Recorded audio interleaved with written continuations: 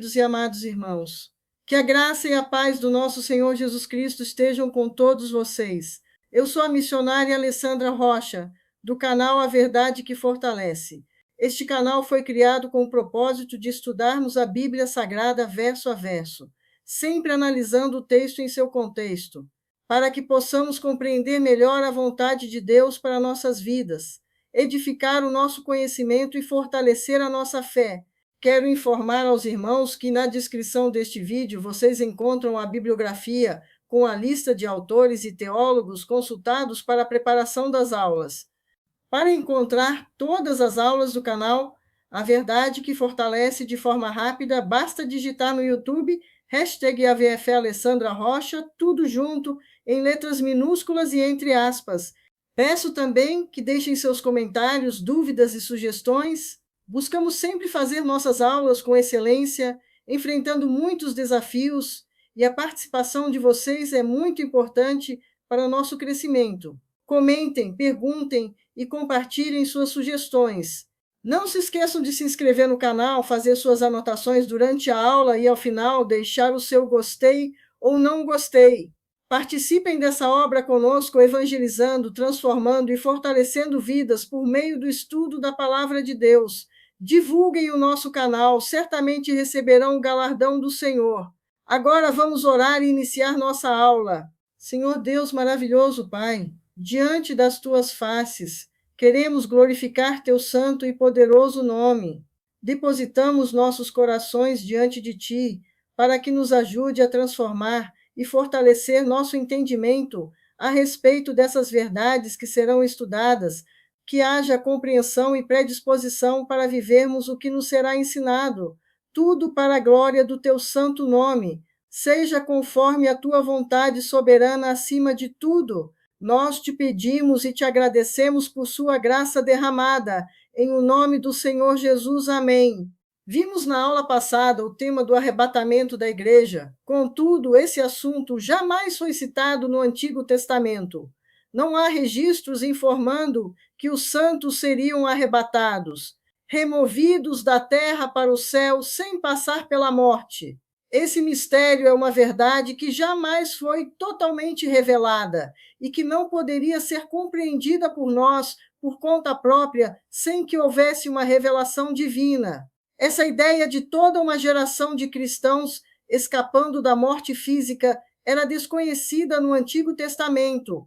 Há passagens do Antigo Testamento a respeito de Cristo voltando para a terra e a ressurreição dos mortos, mas nada sobre arrebatamento, exceto como ilustração nos casos de Elias e Enoque. Para os judeus, todo o tempo estava dividido em duas eras: a era presente, que se considerava absoluta e má, e a era futura, que seria a época de ouro de Deus. Mas entre ambas estava o dia do Senhor. Este dia ia ser terrível, seria como dores de parto de um mundo novo. Um dia que o mundo seria destruído e outro mundo nasceria. Seria impressionante e inesperado. O universo seria sacudido em seus próprios fundamentos. Seria um momento do juízo. Atualmente, há muitos debates sobre o assunto, que vai daqueles que se entregam à curiosidade frívola àqueles que se entregam ao ceticismo incrédulo. Já a grande tese de Paulo é que a igreja não deve se preocupar com as minúcias da data da segunda vinda de Cristo, mas sim estar preparada para sua volta, vigiando e trabalhando e não especulando. O papel da igreja não é saber tempos ou épocas que o Pai reservou para a sua exclusiva autoridade, mas estar encorajada na obra e preparada para o arrebatamento, com uma atitude de expectativa, vigilância, coragem militante e confiança.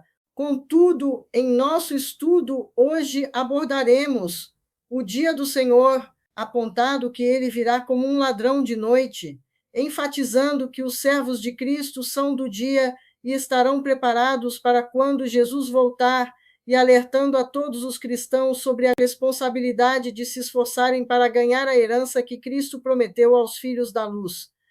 A necessidade de preparo e vigilância. Vamos ler os versículos que estudaremos em nossa aula hoje, que está em 1 Tessalonicenses, capítulo 5, versículos de 1 ao 11, irmãos, no que se refere aos tempos e às épocas, não há necessidade de que eu lhes escreva, porque vocês sabem perfeitamente que o dia do Senhor vem como ladrão à noite, quando andarem dizendo paz e segurança, eis que lhes sobrevirá repentina destruição, como vêm as dores de parto à mulher que está para dar à luz, e de modo nenhum escaparão. Mas vocês, irmãos, não estão em trevas, para que esse dia os apanhe de surpresa como ladrão, porque vocês todos são filhos da luz e filhos do dia. Nós não somos da noite nem das trevas. Assim, pois não durmamos como os demais, pelo contrário, vigiemos e sejamos sóbrios. Ora, os que dormem é de noite que dormem, e os que se embriagam é de noite que se embriagam. Nós, porém, que somos do dia, sejamos sóbrios, revestindo-nos da couraça da fé e do amor, e tomando como capacete a esperança da salvação, porque Deus não nos destinou para a ira, mas para alcançar a salvação mediante nosso Senhor Jesus Cristo, que morreu por nós, para que quer vigiemos, quer durmamos, vivamos em união com Ele. Portanto, consolem uns aos outros e edifiquem-se mutuamente, como vocês têm feito até agora. Pois bem, depois de termos lido os versículos, faremos agora alguns apontamentos que merecem ser enfatizados e explicados. Paulo destaca nesses versículos de 1 Tessalonicenses, de 1 ao 11, do capítulo 5, o tema preparação para o dia do Senhor. Paulo afirma a imprevisibilidade daquele dia. Versículos de 1 ao 3, Cristo virá sem aviso como um ladrão de noite. Muitos não estão preparados. Paulo afirma que os discípulos são do dia e estão preparados. Versículos 4 ao 7, dia-luz, diz respeito aos servos acordados, vigiando e preparados. Noite, trevas, diz respeito às pessoas do mundo, despreparadas. Paulo ressalta o esforço para ganhar a herança prometida. Vimos isso nos versículos 8 ao 11. Tem que ser sóbrios, revestir da armadura de Deus, base da consolação e edificação nesta promessa. Antes de examinarmos este texto que destacamos para nosso estudo de hoje, quero falar da revelação bíblica sobre o dia do Senhor. Dizemos que a presente era é o dia da graça. Estamos vivendo o ministério do Espírito Santo, que tem o propósito de convencer as pessoas do pecado, da justiça e do juízo, cabendo a nós anunciarmos o evangelho das boas novas de Cristo, a fim de que o caminho da salvação, a solução para ir à vindoura, que é Jesus, seja conhecida. Com isso, não quero dizer que Deus não concedeu graça às dispensações anteriores. Muitas ações de Deus com relação à humanidade, desde o jardim do Éden até os dias atuais, são manifestações da graça. A salvação de cada pessoa, não importa quando tenham vivido, é uma obra da graça soberana de Deus. Na presente era, contudo, Deus sinalizou especialmente a doutrina da graça em uma manifestação única, enfatizando a graça como base da salvação e para a nossa vida cristã. A graça fala sobre o favor imerecido de Deus a nós por meio de Jesus Cristo, que nos amou e morreu em nosso favor. Após o término desse dia da graça, que pode ser simultâneo ao arrebatamento da igreja, terá início o dia do Senhor. Dia do Senhor significa um período de tempo durante o qual Deus lidará com as pessoas malignas direta e dramaticamente em um julgamento temível. Deus punirá o pecado humano em ira e julgamento sobre o mundo que rejeitou a Cristo. Irá levar a julgamento cada alma à sua própria maneira. Assim, o dia do Senhor é retratado nas Escrituras como um tempo de libertação e bênção para Israel. No Antigo Testamento, possui 19 referências sobre esse assunto. A mensagem dessas passagens bíblicas diz que o dia do Senhor é qualquer tempo em que Deus intervém direta e dramaticamente na história, seja para julgar, seja para abençoar. Começará com 7 anos de tribulação, que podem ser chamados de fase do julgamento, e prosseguirá por todo o reinado milenar de Cristo, que pode ser chamado de fase de benção. O dia do Senhor se estenderá desde o arrebatamento até o fim do milênio. Começará com um tempo de ira e julgamento sobre os ímpios e o mundo que rejeitou a Cristo e culminará em um período de paz e prosperidade, na qual Cristo estará na terra para governá-la e trazer benção para a nação de Israel. O milênio terminará com outra noite de julgamento, como está em Apocalipse capítulo 20, versículos de 9 a 15. Vamos ver agora qual relação entre a vinda de Cristo e o dia do Senhor. Paulo nos ensina que esse dia do Senhor virá de maneira repentina e inesperada. O ponto é que, assim como a trasladação da igreja é o fim do dia da graça, ela também marca o início do dia do Senhor. Em outras palavras, nos parece que um único evento fará duas coisas: serve como encerramento de um evento e como início de outro. Se isso for verdade, temos um ensino muito positivo e definitivo de que a igreja será retirada deste mundo antes que o dia de julgamento e tribulação tome conta da terra.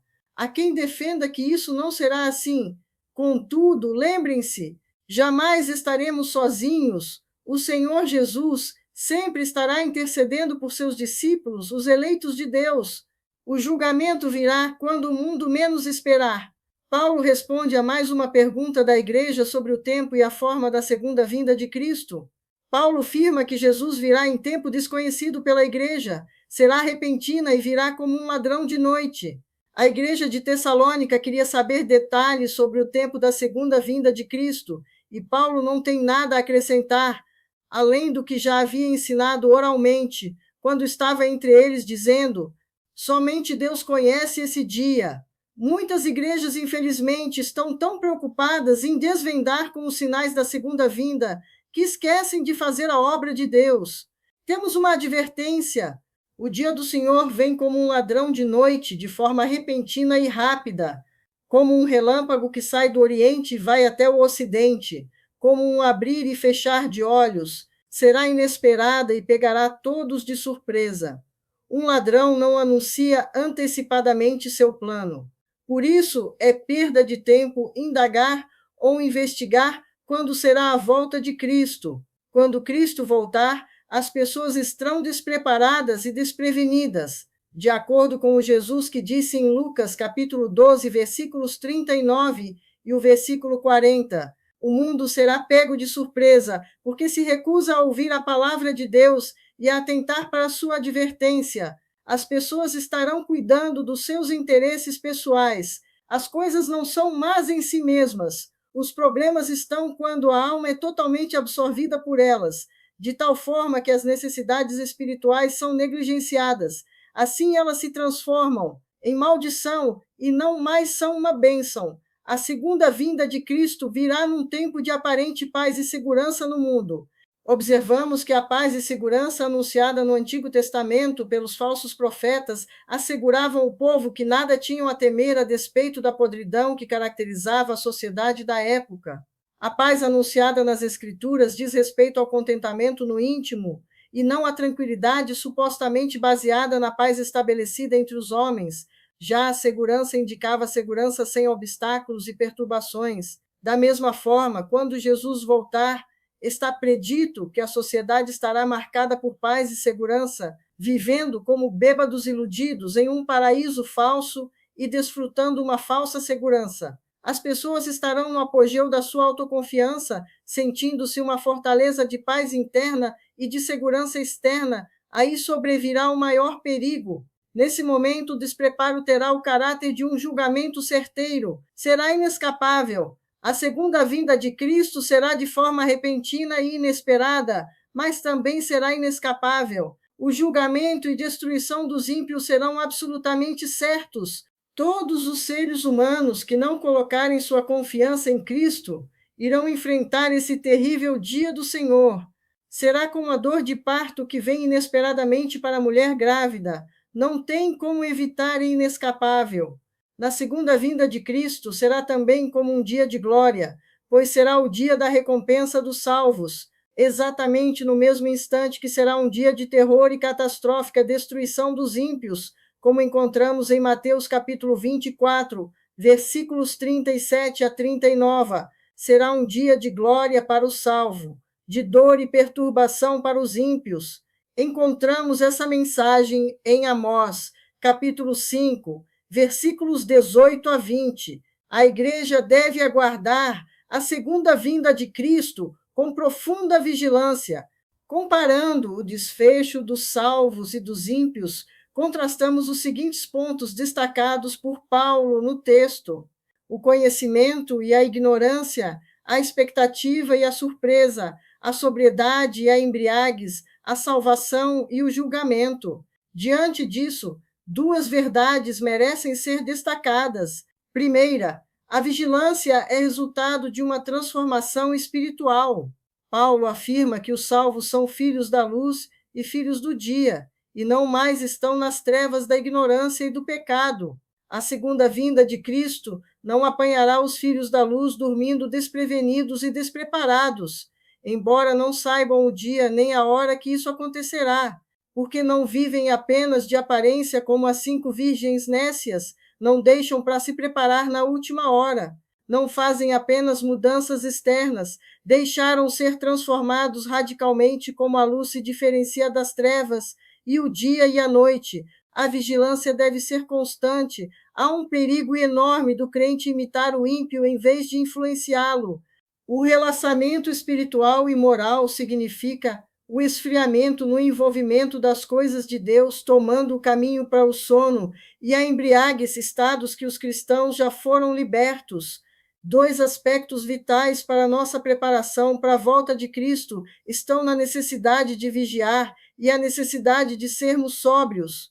Na prática, o que significa? Deve-se viver em obediência, uma vida santificada e consciente, preocupada e cheio do ardor com a vida espiritual e moral, e a sobriedade, a firmeza, a calma, e racionalmente decidir pelas coisas de Deus e não do mundo, tendo uma corajosa militância. Devemos ter o azeite em nossas lâmpadas todo dia, vigiar todo dia, aguardar a vinda do Senhor todo dia, orar para que ele venha todo dia, desejar sua vinda todos os dias. Não devemos ser espectadores passivos, mas soldados militantes, obedecendo à grande comissão dada pelo Senhor. Viver à luz de sua volta, conscientes de que nossas obras serão julgadas e de que não teremos novas oportunidades de servir. É viver de acordo com os valores da eternidade. A posição do cristão é enfrentar os embates do mundo, tendo nossos corações e mentes em Cristo, debaixo da proteção dele enquanto aguardamos sua vinda. A fé em Deus e o amor pelo povo de Deus são como couraças que cobrem o nosso coração, proteção espiritual contra a cabeça e o coração, ser íntegro, inteiro em nosso modo de viver. Os incrédulos enchem sua mente das coisas do mundo, enquanto os cristãos consagrados elevam sua atenção para as coisas do alto, como está escrito em Colossenses capítulo 3, versículos de 1 ao 3. Devemos aguardar a segunda vinda de Cristo revestidos das virtudes da fé, amor e esperança. A fé vivida em Cristo e um amor profundo por Deus Pai e pelo próximo nos livram dos dardos inflamados do maligno, e uma esperança formada na gloriosa salvação e recompensa que nos espera protege nossa mente de qualquer dívida ou sedução deste mundo.